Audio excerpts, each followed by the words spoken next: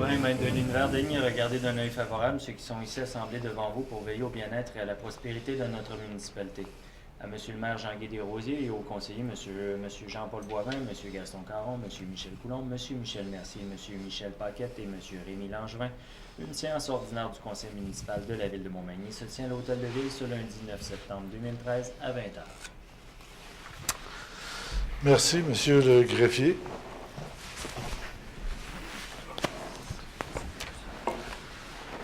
Je souhaite le bonsoir aux gens qui sont en salle et aussi ceux qui sont à la maison qui auront l'occasion de nous syntoniser cette semaine. Donc, pour le début de cette réunion, je demanderai une proposition pour l'adoption de l'ordre du jour. Monsieur Jean-Paul Boivin, appuyé de Monsieur Gaston Caron. Est-ce que c'est adopté? Adopté. Oui, Monsieur le greffier. Je profite de la séance publique, Monsieur le maire, pour faire le dépôt de différents rapports et listes. Donc, le premier, le rapport des dépenses autorisées en vertu du règlement décrétant les règles de contrôle et de suivi budgétaire selon une délégation du pouvoir de dépenser qui tient compte d'une politique d'achat pour la période finissant le 5 septembre 2013. Également, je dépose la liste datée du 5 septembre 2013 énumérant les personnes engagées en vertu du pouvoir délégué au directeur général conformément à l'article 73.2 de la loi sur les listes et villes. Et finalement, je dépose le registre daté du 27 août 2013 énumérant les occupations du domaine public, autorisant en vertu du règlement numéro 1066 concernant l'occupation du domaine public de la ville de Montmagny.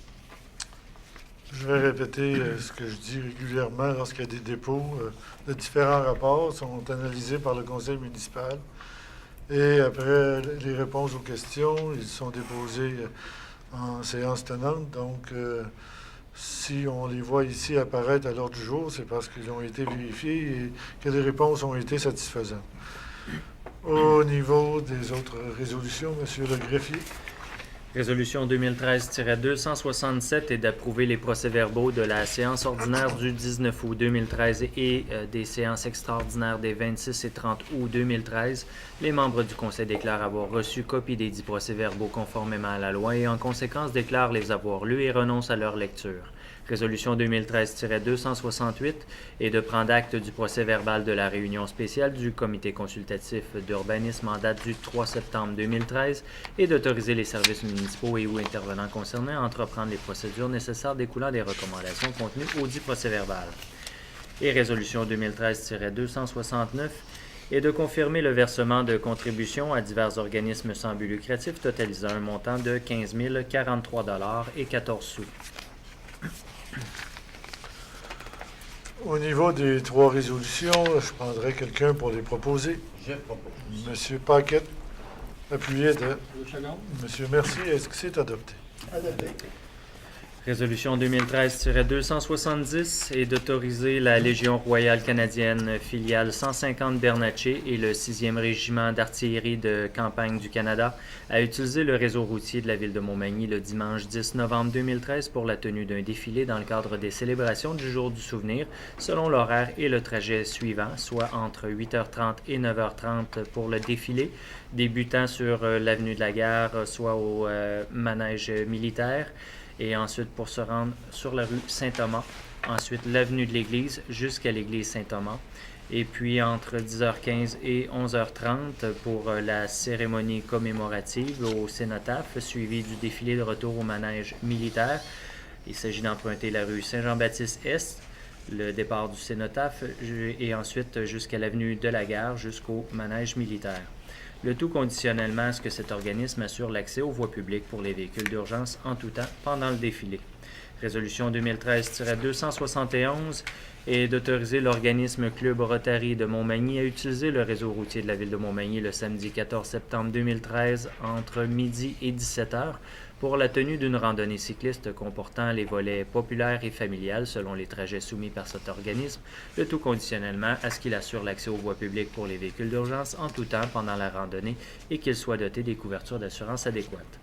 Résolution 2013-272 est d'autoriser son honneur le maire et le greffier à signer pour et au nom de la ville de Montmagny une entente avec le ministre de la Culture et des Communications du Québec relativement à l'application de la politique d'intégration des arts à l'architecture et à l'environnement des bâtiments et des sites gouvernementaux et publics et au paiement des frais de services administratifs s'y rattachant, dans le cadre du projet de construction de la bibliothèque municipale.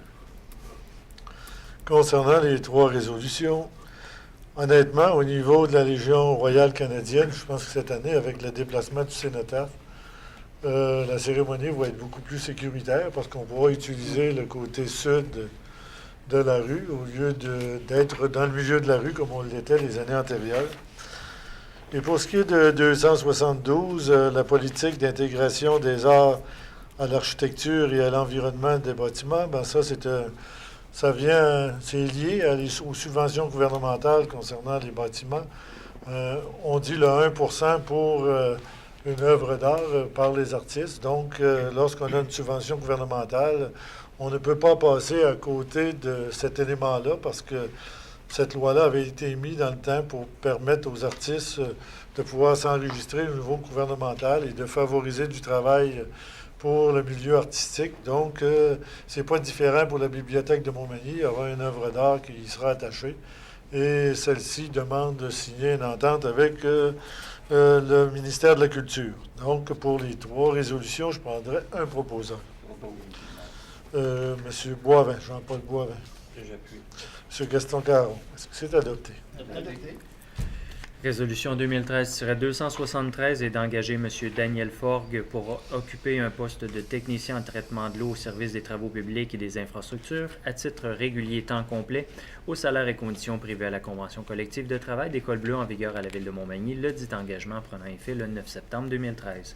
Résolution 2013-274 est de modifier le plan de classification des emplois faisant partie intégrante de la Convention collective de travail des employés col blanc de la Ville de Montmagny en remplaçant le titre du poste agent d'application des règlements municipaux par celui de inspecteur municipal, de même que la description des responsabilités et tâches liées à ce poste, le poste ainsi modifié devant être évalué et intégré selon la grille de pondération par facteur et sous-facteur prévue au dit plan de classification, et de mettre à jour l'organigramme administratif de la Ville de Montmagny en fonction des modifications apportées à l'article 1.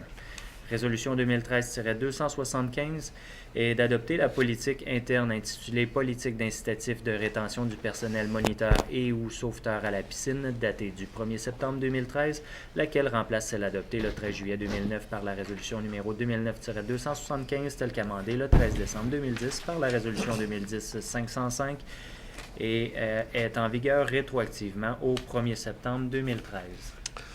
Au niveau de l'article de la résolution 273, c'est le poste de technicien, c'est pour stabiliser l'équipe des techniciens en traitement de l'eau. Pour ce qui est de 275 concernant les politiques d'incitatif pour le personnel moniteur et sauveteur de la piscine, c'est des aménagements nouveaux, mais pas avec des coûts, avec des différences notables. Donc, pour ce qui est de ces 3 résolutions, je prendrai un proposant. Monsieur Langevin, appuyé de Monsieur Mercier. Est-ce que c'est adopté? Résolution 2013-276 est d'autoriser le greffier ou l'assistante greffière à demander des soumissions par voie d'invitation écrite dans les dossiers ci-après, soit pour la location d'une niveleuse sans opérateur pendant les hivers 2013-2014 et 2014-2015, et pour la fourniture d'appareils de protection respiratoire autonome, de parties faciales et de bouteilles d'oxygène pour le service de protection contre les incendies, de nommer le greffier, directeur des affaires juridiques et l'assistante greffière comme responsables en octroi de contrats dans chacun de ces 2 processus, lesquels pourront fournir aux soumissionnaires potentiels les informations administratives et techniques concernant ces procédures d'appel d'offres, le tout conformément à la politique de gestion contractuelle. Résolution 2013-277 est d'adjuger à Porcico Incorporé le contrat pour l'entretien du dépotoir à neige de la Ville de Montmagny pendant l'hiver 2013-2014 au prix de 42 cents le mètre cube de neige traitée plus taxes, la soumission de ce fournisseur étant la plus basse conforme au devis. Résolution 2013-278 est d'adjuger à les entreprises Gilbert Cloutier Incorporé le contrat pour le déneigement des stationnements de l'aréna municipale et de la caserne de pompiers pendant les hivers 2013-2014, 2014-2015, 2015 et 2016 au montant total de 26 193,60 $, taxes incluses, la soumission de ce fournisseur étant la plus basse conforme au devis. Résolution 2013-279 Et d'adjuger à Michel Gamache et Frères Incorporés le contrat pour l'exécution de travaux d'aménagement d'une surface multifonctionnelle au parc récréatif de Montmagny, laquelle permettra notamment la pratique du deck hockey au montant de 405 246 $ et un sou, taxes incluses, conformément à la soumission déposée par cette entreprise, ladite soumission étant la plus basse conforme au devis. Ici, je vois une erreur s'est glissée, M. le maire. On parle plutôt d'un montant de 305 $ plus taxes.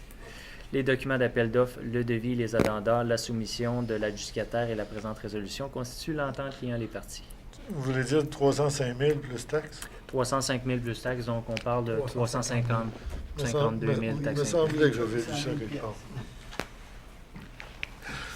Il me semblait que j'avais vu ces chiffres-là quelque part. Donc, pour ce qui est de la surface multifonctionnelle, c'est nettement dans des coûts de prévision quand on a déposé le projet, qui était aux environs de 450 000 ou 459 000. Total, pour ce projet-là. Donc, on sera en mesure de le réaliser nettement dans des coûts prévus. Il est sûr et certain, plus on baisse nos coûts de construction, plus la subvention diminue, parce que c'est 50 % des coûts, mais c'est pas important à ce moment-là. Ce qui est important, c'est de réduire les coûts pour le citoyen. Donc, pour ces 3 résolutions, je prendrais un proposeur. Ces 4 résolutions. Je propose. Monsieur Michel Paquet. 2 secondes, monsieur. Monsieur Rémi Langevin. Est-ce que c'est adopté? Adopté. Résolution 2013-280 est d'acheter de transmission automatique de Montmagny Incorporé ayant son siège social au 193 chemin des Poiriers à Montmagny les immeubles suivants, à savoir le lot numéro 5 326 515 du Cadastre du Québec, circonscription foncière de Montmagny, de même que le lot 5 326 516 du Cadastre du Québec, circonscription foncière de Montmagny. Résolution 2013-281 est d'approuver le plan d'implantation et d'intégration architecturale soumis par le directeur des Travaux publics et des infrastructures de la Ville de Montmagny visant à la construction d'une bibliothèque municipale à même le bâtiment existant au 140-142 rue Saint-Jean-Baptiste-Est à Montmagny et ayant abrité le presbytère de la paroisse Saint-Thomas.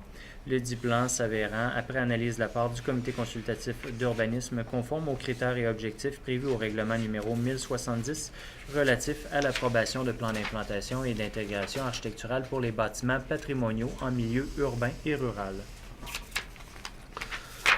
Pour ce qui est de 280, c'est un projet qu'on travaille dessus depuis 2008. Je me rappelle avoir eu des rencontres régulières avec des citoyens. Chaque année, je rencontre 10 ou 15 citoyens et pour les écouter, pour savoir qu'est-ce qu'ils ont à me proposer. Et souvent, il y avait des commentaires concernant l'entrée de la ville, si on pouvait modifier et déplacer ce type de commerce-là plus dans un secteur approprié. Les gens trouvaient que ça pouvait améliorer l'entrée de la ville. C'est pas parce que je veux pas dire que c'était pas correct que le monsieur, la façon qu'il faisait ses travaux, mais il y avait sûrement possibilité d'avoir ça un petit peu plus attrayant pour l'entrée de la ville. Et étant donné qu'on a des travaux à faire à l'intersection pour des conduites d'eau, et en même temps, on regardait pour faire en même temps un carrefour giratoire qui serait la porte d'entrée de la ville de Montmagny. Donc, à ce moment-là, on jugeait comme important de pouvoir réaliser ces travaux-là, et ça faisait partie de toute cette nomenclature de travaux que je viens de vous expliquer. Concernant la construction d'une bibliothèque municipale, on vient d'avoir l'autorisation de notre permis. Ça fait qu'on va avoir notre permis de construire parce qu'il faut quand même respecter les règles qu'on s'impose.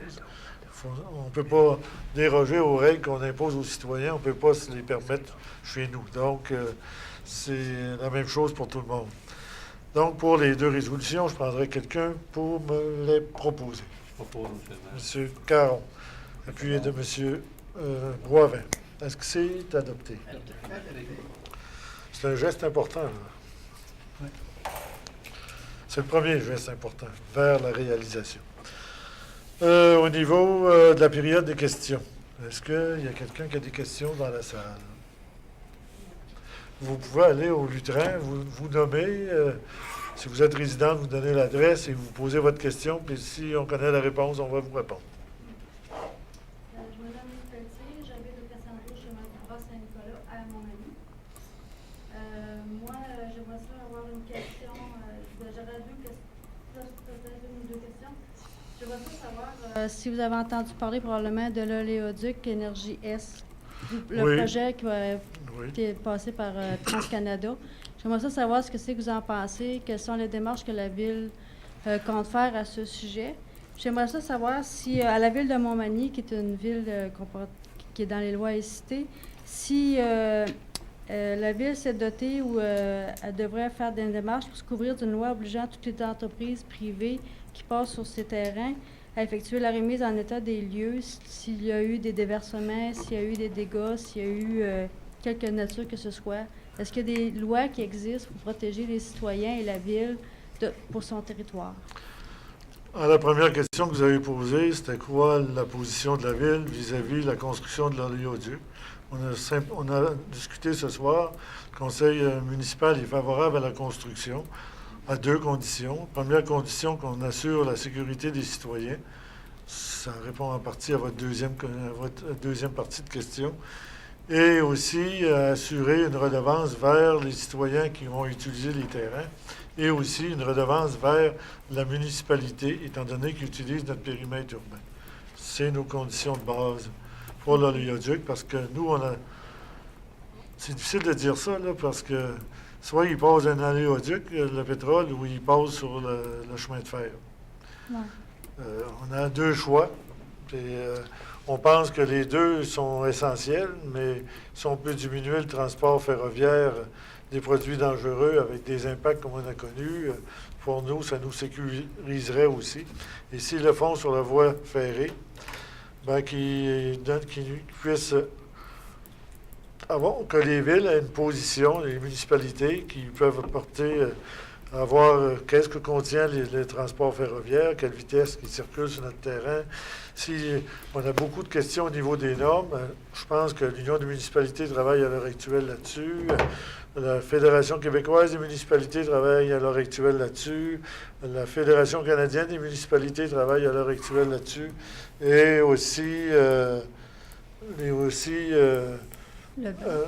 gouvernement du Québec, aujourd'hui, justement, il y a une rencontre avec les gens de l'Est des États-Unis où on demande un renforcement des normes pour l'utilisation du transport ferroviaire. Ça, c'est une chose. Au niveau de l'oléoduc, nous, la présentation qu'on a eue, les mesures de sécurité qui sont établies, la surveillance géosatellite, des gens qui y travaillent, qui le parcourent, on pense qu'ils assurent. On ne peut jamais dire qu'ils vont assurer 100% de la sécurité, parce qu'il n'y a aucun système qu'on peut garantir à 100%, mais qu'ils font tous les efforts nécessaires, parce qu'ils n'ont pas l'avantage non plus à avoir des pertes de pétrole, parce que ça génère des coûts pour eux, puis des coûts pour l'environnement, puis des coûts pour les citoyens, puis des coûts pour nos gouvernements. Donc, nous, c'est notre position à l'heure actuelle. Oui, puis justement, TransCanada, ils ont une séance d'information le 3 octobre ici à l'église Saint-Mathieu. Le 3 octobre à 16h. Ça fait qu'à ce moment-là, les gens qui ont un intérêt de voir, ils ont des questions à poser à l'entreprise, puis voir si on assure une certaine sécurité. Parce qu'il n'y a rien de sécur, pas plus le transport fluvial que le transport par camion, que le transport par voie ferrée. Puis là, l'oléoduc, c'est un autre moyen de transport qui est peut-être moins dangereux que les 3 autres. Mais en deçà de toutes les façons de transporter le pétrole ou tout produit ou matériaux chimiques, est-ce que la Ville est dotée de quelque chose qui pas que la sécurise, mais qui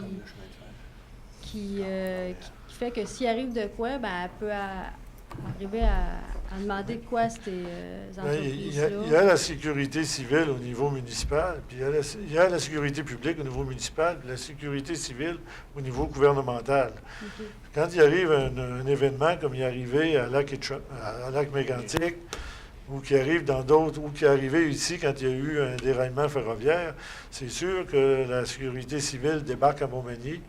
Et à ce moment-là, c'est les 2 paliers de gouvernement qui travaillent en fonction de récupérer les sous nécessaires des entreprises. Mais vous voyez qu'est-ce qui se passe à Lac-Mégantic. Oui. Comme à on n'aura jamais de police d'assurance qui nous garantit 100% des coûts. Parce que madame semble vouloir demander si on exige qu'ils réparent. Ils sont obligés de réparer. Mais souvent, c'est la problématique à Lac-Mégantic, c'est que la compagnie qui a causé le dommage n'est pas capable de réparer. Tandis que là, c'est de s'assurer que ça relève du gouvernement fédéral, que ces entreprises-là aient des assurances sur le sang du monde pour couvrir les dégâts s'il y en a des dégâts. Oui, mais la police d'assurance, la meilleure qu'on peut avoir lorsqu'on transporte 1 million de barils, je ne sais pas si c'est par jour ou par semaine ou par mois, puis qu'on arrête d'en transporter, l'entrée de fond à l'autre bout, elle ne rentre plus. Ça fait c'est comme le CN, quand la voie ferrée, il y a un déraillement, puis il faut que la remette en fonction. La priorité, c'est de remettre le service en fonction, puis de nettoyer leur périmètre après. Je pense que la meilleure police d'assurance qu'on a, c'est la continuité du service. Ça serait plus dangereux s'ils décidaient de ne plus utiliser l'aléoduc, et à ce moment-là, qu'ils le laissent dépérir. Ouais. Puis vous, est-ce que vous êtes intéressé à faire une demande au BAP pour que le BAP pour demander une intervention, de s'assurer que toutes les interventions du BAP touchent spécifiquement le territoire Oui, de la mais ville? je pense qu'il y a des gens qui se préoccupent de ça à l'heure actuelle. Oui, OK. Vous n'avez pas besoin de vous impliquer et de dire, nous, la ville de Montmagny, on est Nous, la ville de intéressés Montmagny, on pense, on a eu 2 déraillements. On aurait pu avoir des catastrophes. On n'en a Ouais. pas eu.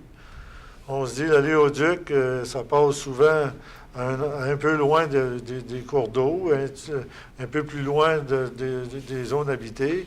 Ça passe sur des terrains privés, mais il essaie de passer en majorité sous les servitudes de l'Hydro-Québec. Je pense que ça nous donne une certaine police d'assurance. On pense qu'ils font le travail de façon professionnelle et on verra là, comment le dossier va se développer. Ben moi, en tout cas, vous avez sûrement deviné que ça passe chez nous. Ça m'inquiète. Puis, il y en a un cours d'eau, il y a le ruisseau à Cudra, ça s'allonge tout le long de leur tuyau. Puis je me dis que s'il arrive de quoi, il n'y a rien qui me dit que moi, ils vont faire, qu'est-ce qu'ils vont dire dans le contrat, tu sais, qu'ils vont réparer les dégâts, qu'ils vont nettoyer. Quand je regarde, j'ai cherché plusieurs exemples. À date, c'est toujours resté un chantier. Quand on fait un aléoduc, il part... je ne sais pas, de l'est de l'Ontario, qui va jusqu'au Nouveau-Brunswick. On doit avoir des engagements avec des gouvernements supérieurs. On ne peut pas faire des choses sans avoir d'engagement. Je ne pense pas que...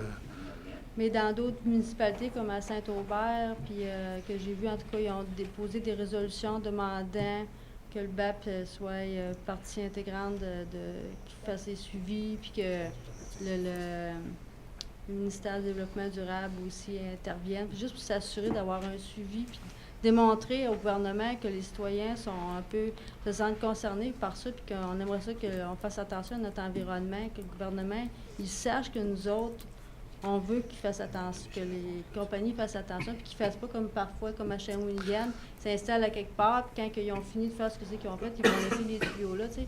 Mais qu'ils n'aient plus, on n'a plus besoin de pétrole, les tuyaux, ils vont faire quoi avec? Ils vont les laisser là. C'est sûr qu'ils disent qu'ils vont faire de quoi, mais souvent, ils se sauvent.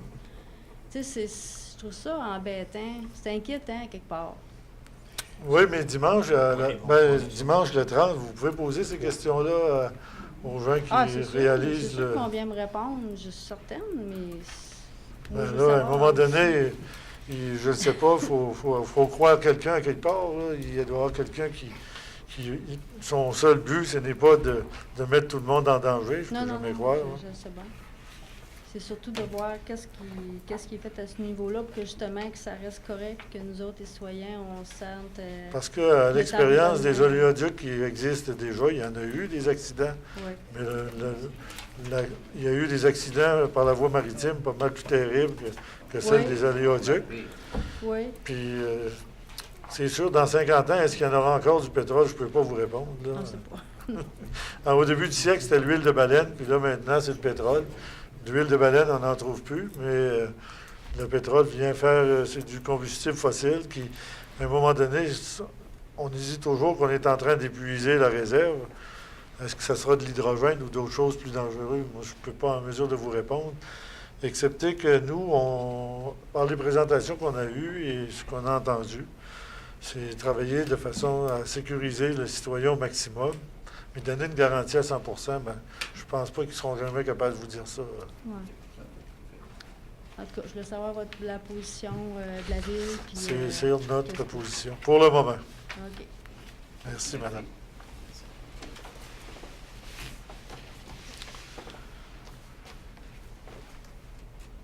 pour les citoyens, commencez à vous préparer. Là, le Festival de loi, c'est du 10 au 14 octobre. On va mieux vous le dire.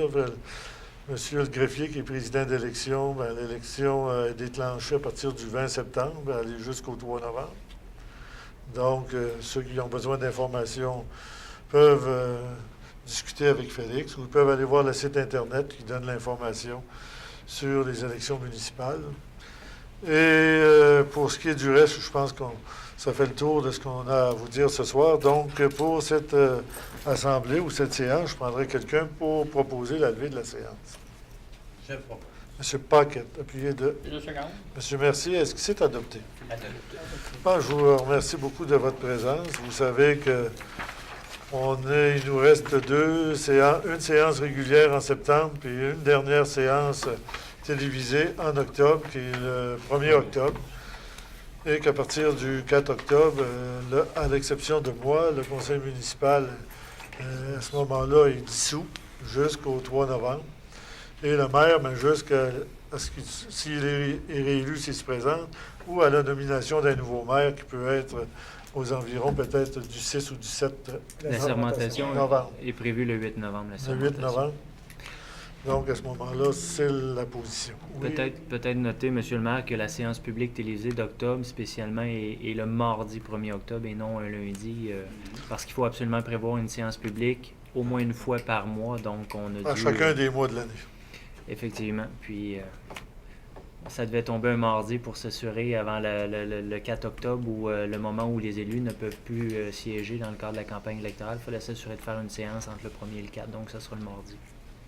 Donc, sans répéter, c'est mardi, le 1er octobre, qui va être la dernière, À 20h. la dernière réunion publique télévisée et la dernière réunion publique du présent conseil aussi. À ce moment-là, on en profitera pour saluer tout le monde. Donc, merci beaucoup. Bonne fin de soirée à tous. Puis, à la prochaine télévisée qui sera le 1er octobre, mardi le 1er octobre. Au revoir.